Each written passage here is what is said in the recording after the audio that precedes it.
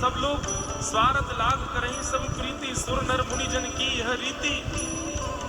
सबकी एक ही रीति है, सब आपसे स्वार्थ से जुड़े हुए। क्षमा कीजिएगा मैं कुछ अटपटा बोल दूं तो, पर आप सब लोग प्रणाम करते हैं, आप सब लोग हाथ जोड़ते हैं, सब लोग वंदन करते हैं, अच्छा है। लेकिन कल को केवल कोई व्यक्ति इतना भर कह दे, महाराज जी अपने कक्ष में पीते हुए पकड़े गए और चाय कहना भूल जाए, महाराज जी अपने कक्ष में पीते हुए पकड़े गए, चाय कहना भूल जाए, करोगे प्रणाम? कैसा संसार है। इसलिए हम तो भैया पहले से ही अपने आप को निश्चित करके रखते हैं, कोई कितनों लंबी दंडवत कर ले, अपने अस्तित्व को समझो। आपकी एक चूक या आपने चूक नहीं भी करी, किसी ने आपके बारे में कुछ कह भी दिया ना, तो सामने वाले के चित्त में आपके प्रति अविश्वास, कुविश्वास ये 2 क्षण में जन्म लेगा। ऐसा संसार है। मैं आपको क्या दोष दे रहा हूं, मैं खुद भी, मेरे सामने भी अगर किसी के प्रति कह दिया जाए तो मेरे चित्त में भी ये भावना आ जाएगी। परंतु बंधुओं, आध्यात्मिक स्थिति जीवन में आती है तो आप कान के कच्चे नहीं रहते। फिर ये बात आप सही नोट कर लीजिएगा। जब व्यक्ति आध्यात्मिक हो जाता है तो वो उसके भरने वाले कान कुछ भी कहें पर वो विश्वास नहीं करता। ये मैंने अनुभव किया है। वो तभी विश्वास करेगा जब स्वयं परख ले या जान ले। और नहीं तो एक और बात बताऊं, आध्यात्मिक व्यक्ति की एक स्थिति और होती है, किसी के प्रति यदि उसकी विश्वास है, किसी के प्रति उसका प्रेम है और उसके बारे में कोई यदि कोई कुबात कहे तो वो आध्यात्मिक यदि है तो उसकी स्थिति पता है क्या होती है?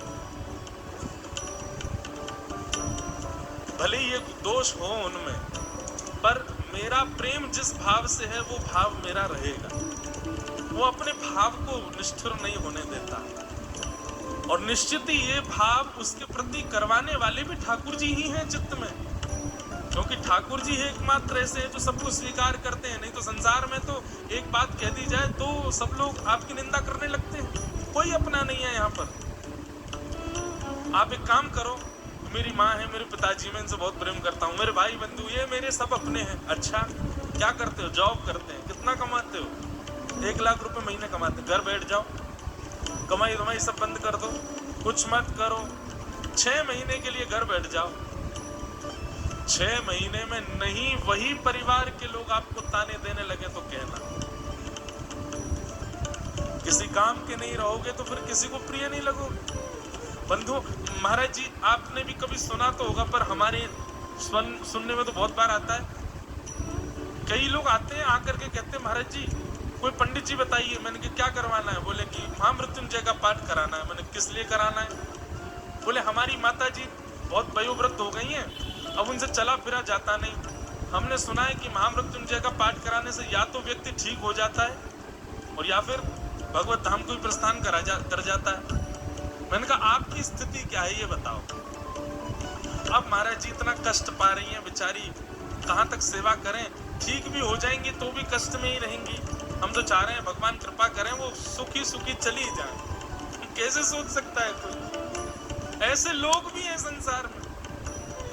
इसलिए भाई नाही बंधु नाही कुटुंब कबीलो नाही, भाई नाही बंधु नाही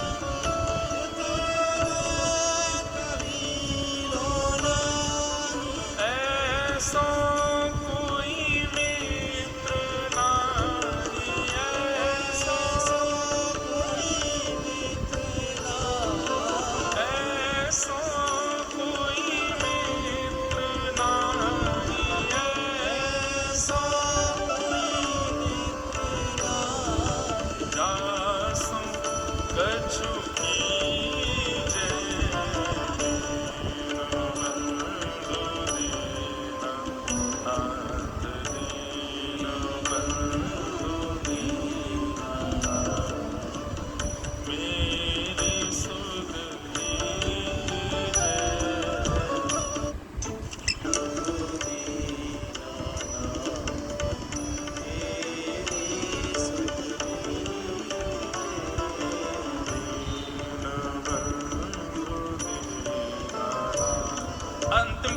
क्या कहते हैं श्री मलुकदास जी महाराज, बहुत सुंदर भाव।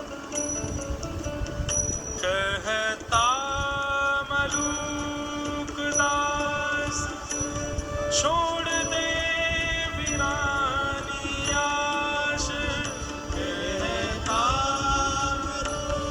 मलुकदास छोड़ दे वीरानी आश, कहता मलुकदास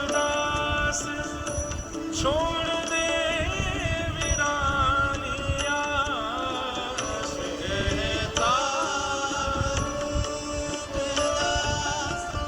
छोड़ दे किसी और से आशा मत करो, केवल सांचो